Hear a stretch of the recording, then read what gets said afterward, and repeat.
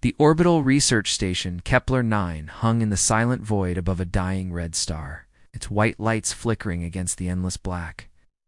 Inside the medical bay, Dr. Elias Wren worked alone, running routine scans on the blood of a human pilot, who had been pulled from a recent border skirmish with alien raiders. Most of the crew slept in their quarters, the hum of the station steady and low, but Elias barely noticed anything beyond the glowing lines of data on his monitor. The test was supposed to be simple: check for infection, stabilize the patient, sign the report, but the screen suddenly flashed a violent crimson warning. His brow furrowed as the system printed a chemical signature he had never seen inside human biology. The station's AI whispered the words in its cold, metallic tone. Zetherium Prime detected. For a second, Elias thought it was a glitch, false reading from the damaged scanner, but the system confirmed it 3 more times. His hands trembled. He knew the stories. Zetherium Prime was the most dangerous element ever documented, a hyperreactive substance so unstable that a single gram could shatter a moon and poison a planet for centuries.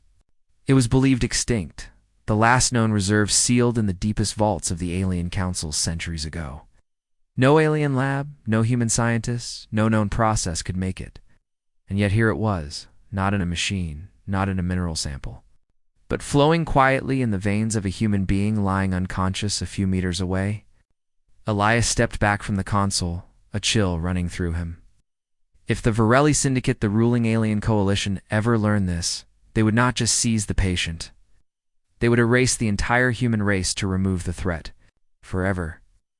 Heart pounding, he moved quickly to lock the blood sample in a reinforced container, sealing it with his personal encryption. He told himself he would decide what to do in the morning, but before he could finish, the medical bay's overhead lights flickered once, twice, then died completely, leaving him in a cold, pulsing red emergency glow. The air recycler hissed. Strangely, almost as if it was whispering. Elias froze, listening. There behind the glass wall of the surgical room 3, tall shapes stood motionless in the dark. Their outlines were sharp and unnatural, their faces hidden behind smooth masks that reflected the faint light. He had never seen them before, but he knew who they were. The Oblivion Order, an unspoken name, a ghost story told in military bars. They were not soldiers, not spies, but erasers, beings, sent by the Syndicate to erase threats before they could spread. They had come for the blood. One of the masked figures tilted its head, and a voice like cold metal scraped across the med bay. "Intercom, Doctor. We know what you found." The sound made his skin crawl. His first instinct was to look at the pilot, Mara Vance. According to her ID, tagged still unconscious, still unaware of the storm about to break over her life. The console's security feed showed the corridor outside, but the camera fizzed with static. Either the station's systems were failing, or someone was jamming them. The emergency exit was 2 rooms away, but between him and the door stood the 3 masked figures, their bodies unnaturally still, yet radiating silent pressure, like the air around them had weight. Elias reached for the side table where his datapad lay, fingers brushing against a hypodermic injector filled with stasis serum, something that could buy him time if he needed to move the pilot quickly. The red light strobed again, and in that heartbeat of darkness, the masked figures were suddenly closer, only a few meters away now. His throat tightened. He slid the injector into his pocket and moved toward Mara's bed, trying to act like a doctor checking a patient rather than a man about to flee for his life. The voice came again, deeper this time. "The blood is not yours, Doctor. Step aside." He wanted to demand how they knew, how they had even gotten aboard without alerting the station's security teams. But he knew any second spent talking was a second lost. The station's gravity shifted slightly, a low tremor rolling through the floor, a sign that some part of Kepler-9 had just been breached. He reached under the bed, disengaging the maglocks on the portable med gurney, and with a sharp pull, he started to wheel Mara toward the rear exit. That was when one of the masked figures took a single step forward, and the reinforced medbay door behind them sealed shut with a hiss, locking the main way out. The red lights dimmed further, leaving only the faint glow from the monitors to shape the room. Elias's heart thudded in his ears. The voice whispered a final warning, low and certain. "You will not leave this room alive." Then the emergency klaxon blared a sound, not of fire, not of system failure, but of boarding alert. Somewhere deep inside the station, the hunt had already begun. Elias did not wait to see what the masked figures would do next. His hands tightened on the Medgurney's handles, and with a sharp twist, he shoved Mara's unconscious body toward the rear maintenance hatch. The wheels squealed on the polished floor, the sound too loud in the heavy silence. Behind him, one of the order agents moved, a blur of motion that made Elias's stomach clench, but before they could close the distance, the station's hull shuddered violently. Somewhere far above, metal screamed, the sound echoing through the corridors like the groan of a dying animal. The emergency lights blinked again, and for a split second, Elias saw something strange. The masked figures had not stumbled during the tremor. They stood perfectly balanced, perfectly still, as if gravity itself did not touch them. He pushed the gurney through the hatch into the narrow maintenance tunnel, the stale air thick with the scent of oil and rust. The hatch door hissed shut behind him, but he knew it would not stop them for long. The tunnel was dim, only a thin strip of emergency light running along the floor to guide his steps. He could hear his own breath in the tight space, soft rattle of the gurney's wheels, and far too soon, the faint tap of footsteps following. He reached the first junction and pulled up short as the wall panel flashed red. Access denied. He cursed under his breath, yanking open a side panel and manually hot-wiring the lock. Sparks danced on his fingers as the panel popped open, and he shoved the gurney forward again. A burst of static came through the wall followed by a deep, rasping voice that was not the one from before. "Cannot hide her. The syndicate will scour the stars to find her." Elias bit back the urge to answer. Talking meant slowing down, and slowing down meant death. He pushed harder, turning sharply into a cargo lift and slamming the controls for Deck 14. The lift doors closed with a sluggish grind. But as they did, a shadow slid into view down the tunnel. One of the order agents crouched low like a predator about to pounce. The lift dropped, the sudden motion pressing Ilias's stomach into his spine. He glanced down at Mara. Her breathing was shallow but steady, her face pale under the harsh red light. She had no idea that she was now the most valuable and dangerous being in the galaxy. When the lift doors opened, it revealed a cavernous cargo bay lit by the cold starlight spilling through a half-open hangar shield. Containers the size of buildings were stacked in uneven rows, and the air was colder here, thin from the breach. Elias started weaving the gurney between the stacks, trying to vanish into the maze. Somewhere overhead, metal boots clanged softly. Against catwalks, more of the Order's hunters, tracking him from above. He ducked into a shadowed alcove between two massive freight crates, pressing his ear to the air. The hunters were closing in. Then, without warning, the entire bay tilted. Loose cargo slid across the floor, smashing into walls and each other. The artificial gravity had failed. Elias grabbed the gurney's rail as both he and Mara began to float upward. His fingers slipped, and for a moment he was weightless, spinning in the cold air. Shapes moved above him to order agents leaping effortlessly from crate to crate in zero gravity, their long limbs moving like shadows in water. He twisted, shoving the gurney toward a magnetic cargo latch, locking it in place before it could drift away. One of the agents dropped silently from the catwalk. Landing less than 5 meters away, its mask catching the starlight in a cold gleam, Elias knew there was no outrunning them here. His eyes darted to the far end of the bay, where a single small shuttle was docked, its engines still warm. If he could reach it, they might have a chance. Without thinking, he released the gurneys. Lock and kicked off a container wall, sending himself and Mara drifting toward the shuttle. The agent lunged, an arm stretching out unnaturally long, fingers like blades reaching for his throat. And then, out of nowhere, a deep metallic roar shook the bay. The massive shadow of a warship slid into view outside the hangar, blotting out the stars, its hull bristling with weapons. A spotlight flooded the bay, blinding Elias and the hunters alike, and a voice thundered over the human, sharp and commanding. "Dr. Wren, this is the Iron Requiem. Hold your position. We're taking you aboard." The cargo bay became chaos the moment the warship's spotlight hit. The masked hunters recoiled, their smooth, expressionless faces turning toward the massive shape outside the hangar. The Iron Requiem was no ordinary human vessel. It was a deep black, angular, and bristling with weapons that pulsed with restrained energy. Its arrival was like the sudden appearance of a predator among scavengers. Elias didn't wait for an invitation.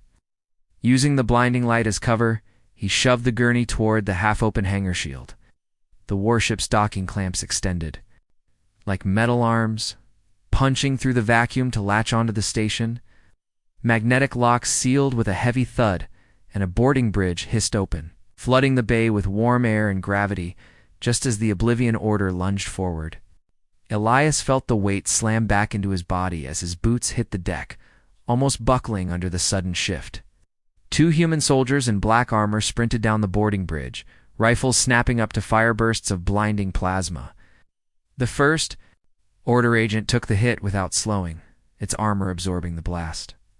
But the second was caught in the chest and thrown back against a container, smoke curling from the wound. Elias didn't dare look back again. He grabbed the gurney and ran up the bridge, his lungs burning, the sound of weapons fire and inhuman shrieks echoing behind him. As soon as they crossed into the Iron Requiem, the hatch slammed shut, sealing them away from the chaos. The shift in atmosphere was instant. The warship smelled of clean metal and ozone, its corridors narrow and built for speed. A tall figure stepped forward, removing a black combat helmet to reveal sharp, scarred features and cold gray eyes. "Ren," she said in a voice that carried both authority and familiarity. "You're a hard man to track down." Elias froze. He knew her from classified med reports years ago. Commander Rook. Once the most decorated officer in the Human Defense Corps before she vanished into Black Ops work. Beside her, two medics moved to take Mara, but Elias stepped between them. "She stays with me," he said, his voice low. Rook gave a faint smirk. "Relax, Doctor. We're not here to take her apart, at least. Not yet." She began walking down the corridor, motioning for him to follow.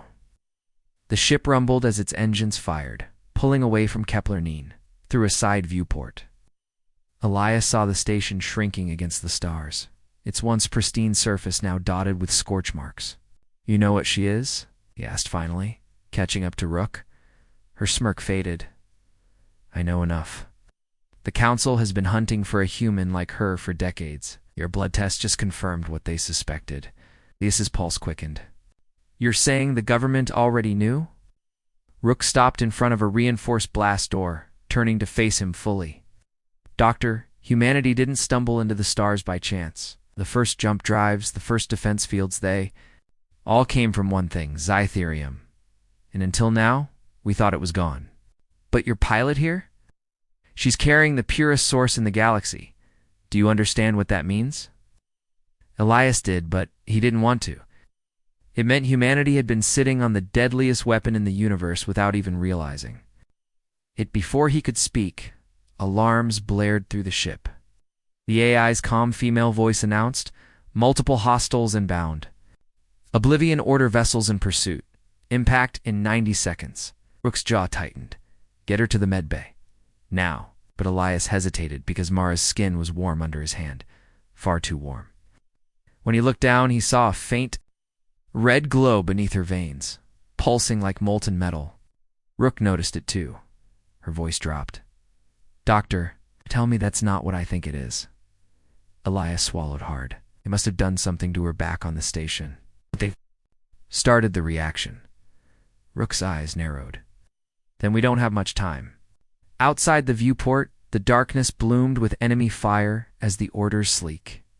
Black ships cut through the void, closing in like wolves around wounded prey. The medbay of the Iron Requiem was a fortress compared to the one on Kepler-9. Heavy. Blast doors sealed behind Elias and Commander Rook as they wheeled Mara inside. The room was filled with the hum of machines, the scent of sterilized air, and the glow of monitors already reacting to her unstable condition. Her pulse rate was off the charts, her body temperature climbing by the second. Through the thin skin of her arms, Elias could see faint rivers of red light moving under the surface, pulsing in rhythm with her heartbeat. The Zytherium Prime was waking. If it reaches full activation, Elias said, his voice tight, her blood will chain react. The explosion could take this entire ship, maybe the entire system. Rook stared down at Mara, her jaw like stone. Then we weaponize it. Elias turned sharply, disbelief flashing in his eyes. Weaponize? She's a human being. Rook's reply was cold and flat. She's also the first and only superweapon humanity has ever had that the Syndicate can't copy. We've been outgunned for centuries, Doctor. This could change everything. As they spoke, Mara's body jerked suddenly, her eyes snapping open. But they weren't the eyes Elias had seen earlier. They glowed faintly like molten metal trapped in glass. Her gaze darted between them, confused, unfocused. Where am I? She asked, her voice hoarse but carrying a strange, resonant undertone, like two voices speaking at once. Before Elias could answer, she gasped, clutching her head.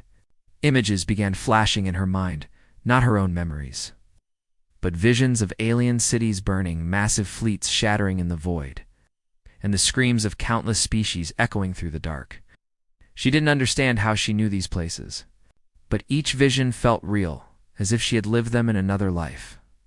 Elias gripped her shoulder gently. Mara, listen to me, you're safe, but something in your blood has been triggered. We need to stabilize you before it. He stopped as the medbay lights flickered and the floor trembled. The AI's voice cut through the noise. Hull breach on Deck 3. Enemy boarding parties detected. Rook drew her sidearm, her voice calm but urgent. Doctor, hold her steady. They'll be here for her first. Mara's breathing turned rapid, her hands clutching the edges of the bed until the reinforced steel began to groan under the pressure. Elias could see the numbers on the monitor spiking higher, faster energy levels climbing past every known limit. She can't hold it much longer, he shouted. Rook glanced at him, then at Mara. If it goes critical, there's no stopping. We either find a way to drain it, or we point her at the enemy and hope she takes them with her. Mara heard the words, and something in her expression hardened. She didn't know what was happening to her, but deep inside, a dangerous clarity began to grow, an instinct telling her she could destroy whatever came for them. Outside the medbay, the sound of plasma fire and metallic footsteps drew closer. The blast doors shook with the force of an impact. Mara looked at Elias, her glowing eyes steady now. If they get me, she said quietly, they'll use me to burn every human world in the galaxy. The pounding on the door grew louder. Elias's mind raced. There was one option, untested surgical extraction. Using a prototype alien stasis field, but it had never been tried on a living subject. No one had survived the drain in simulations. He met her gaze. Mara, if we try to remove it, you might not survive. She gave a faint, grim smile. If you don't, no one will. The blast doors groaned again, a jagged crack appearing near the locking seals. The medbay filled with the high electric hum of the stasis field powering up, its cold blue light spilling over Mara's glowing skin. Outside, the Oblivion orders. Hunters readied their final breach charge, the seconds ticking away like the last beats of a dying heart. The stasis field activated with a sudden bone-deep hum, locking Mara's body in a cold blue shimmer that seemed to freeze even the air around her. Elias's fingers flew over the console, aligning the alien extraction array above the bed. It was a delicate machine, spider-like arm of chrome and crystal that could pull the Zytherium Prime out, molecule by molecule if it didn't overload first. Rook stood at the door with two armored Marines, rifles raised and eyes fixed on the steel as it began to buckle under the pounding from the other side. Each impact rattled the room, sending a fine rain of dust from the seams in the ceiling. Doctor, how long? Rook barked. 9 minutes, Elias said, his voice tight. If we rush it, the energy will destabilize, and the blast door exploded inward with a thunderous crack. Shards of molten metal sprang across the room. As the first Oblivion Order hunter stepped through, its mask reflecting the cold light of the stasis field, moving with inhuman precision. The Marines opened fire, plasma bolts filling the air with burning light. The hunter dodged effortlessly, closing the gap in seconds. Rook met it head-on, her sidearm roaring in her grip as she sidestepped its blade-like arm. Another hunter appeared at the breach, leaping over the wreckage straight toward Elias. He didn't think he just slammed his hand on the medbay's emergency shock field. A wall of electric force crackled to life between him and the attacker, throwing the hunter back with a burst of light. 5 minutes, he muttered, eyes darting to the monitor.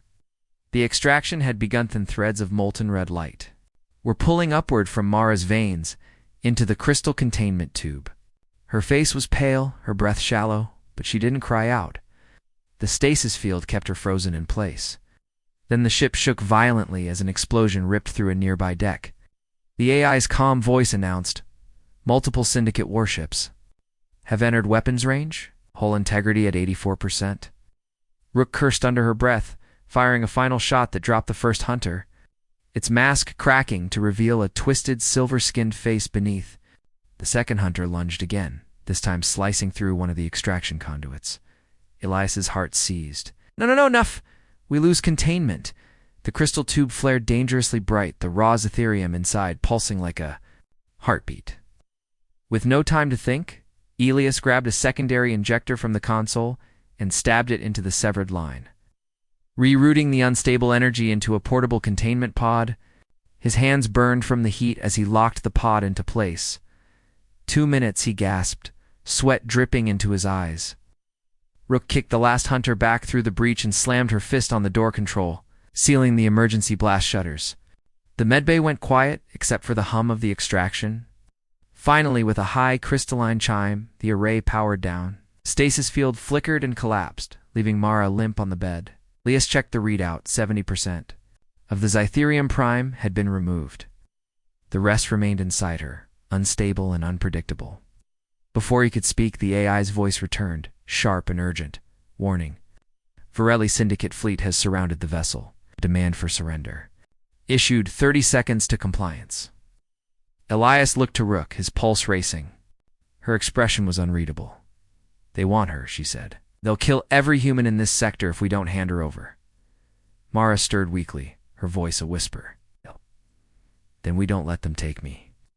Outside the void was filled with the cold, massive silhouettes of Syndicate warships, their weapon bays glowing as they prepared to fire. The command deck of the Iron Requiem was silent except for the low, rhythmic beeping of the targeting alarms. Through the wide, reinforced viewport, the Syndicate fleet stretched across the stars like a wall of cold metal, their weapons glowing in deadly anticipation. Rook stood at the center, her hands clasped behind her back, eyes locked on the lead. Warship the one carrying the fleet commander who had just given the ultimatum. We hand her over, Rook said evenly, or they burn every colony within 20 light-years. Elias stood beside her, the portable containment pod heavy in his hands, its faint red glow pulsing like a living heart. You give them this? You hand them the weapon they've feared for centuries, he said sharply. They'll wipe us out anyway. Rook's jaw tightened. Then we use her before they do. Elias shook his head, but his protest died as Mara stepped onto the deck, pale and unsteady, but standing on her own. Our eyes still carried that faint molten light, but her voice was calm. I know what I can do, she said quietly. Take their flagship. If I go into overload, it'll destroy their command, and the rest will scatter. Ilias's voice cracked. You won't survive. Mara gave a small, tired smile. I wasn't supposed to survive the war I signed up for, Doctor. EA's voice interrupted, cold and precise. 20 seconds to enemy fire. Rook's gaze locked with Mara's. If you're sure, I'll clear you a path. Without another word, Mara stepped into the nearest tactical lift. The deck shuddered as the Iron Requiem dove forward, weaving between streams of plasma fire. From the Syndicate guns, Elias watched on the tactical display as Mara's fighter, small, fast, and armed only with her unstable blood, launched from the hangar, streaking straight toward the heart of the enemy formation. The fleet reacted instantly, dozens of ships turning to focus fire on the lone craft. But Mara's movements were impossibly precise, dodging blasts by a breath, closing the distance to the flagship. Inside the fighter's cramped cockpit, she felt the heat building in her veins, the molten energy climbing higher, faster, until her skin burned like fire. Her vision narrowed, the glow in her eyes growing brighter than the stars outside. She armed the overload sequence, locking her course. The enemy flagship's massive silhouette filled the viewport. In her last moment, she thought of Earth not the cities or the armies, but the quiet places, the blue skies, the sound of rain, and she smiled. The explosion was silent in the vacuum of space, but on the Iron Requiem's displays, it was a star being born. The flagship was gone, erased. In a flash of white and red that rippled across the void, the remaining Syndicate ships faltered, breaking formation and retreating into the black. On the command deck, no one spoke. Elias stared at the empty space where Mara's fighter had been, his chest heavy with the weight of what she had done. Hours later, as the ship drifted in the quiet aftermath, he found a small encrypted data packet waiting in his terminal. It carried no sender ID, only a simple message. For the doctor. Inside was a scan not of a document, but of neural patterns. He froze, recognizing the unique wave signature immediately. It was Mara's brain activity alive, conscious mapped into a hidden satellite deep in uncharted space. A final line of text appeared beneath it, in her voice: "Find me."